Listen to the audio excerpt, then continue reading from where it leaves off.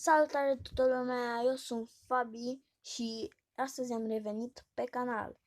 Eu n-am mai postat de aproape 3 luni, cred că s-au făcut și 3 luni. Chiar n-am mai avut niciun chef și acum o să ne jucăm Minecraft. Da, am intrat pe Minecraft.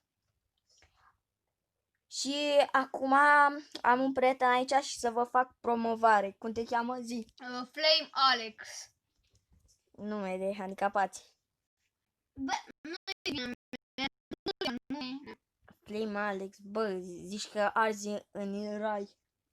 Păi da, bă, dar ce contează acum? Da, și am multe astea și am și unul. Uitați. What? Asta puțin că se încarcă. Și acum o să vă zic cum se instalează Minecraft. Deci, intrați pe Happy Mod, scrieți acolo Minecraft și dați. Și acum o să jucăm o hartă nouă. Bă, nu merge să fac o hartă nouă. A, ba da.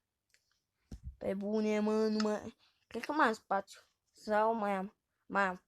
Da, aici și... Ce nume să punem? Zi un nume. Zi, bă, un nume. 1, 2, 3, 4.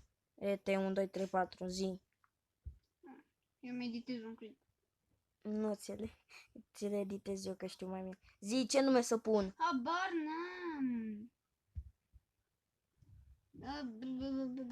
Mama, hai să facem un challenge. Dacă văd copaci... What? Dacă văd copaci, trebuie să închid videoclipul.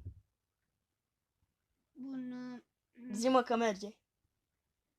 Ce? Da, asta o să nu mai pun niciun nume și dacă văd copaci, trebuie să închid videoclipul. Bă, ba nu, să văd apă, e mult mai greu. Bă, zi media pe aia. Tu cum era cum e să spune de fix în apă.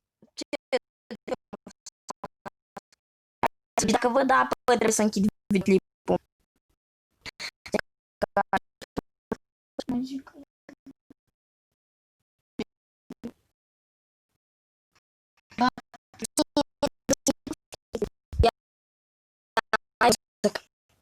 Nu o să cred.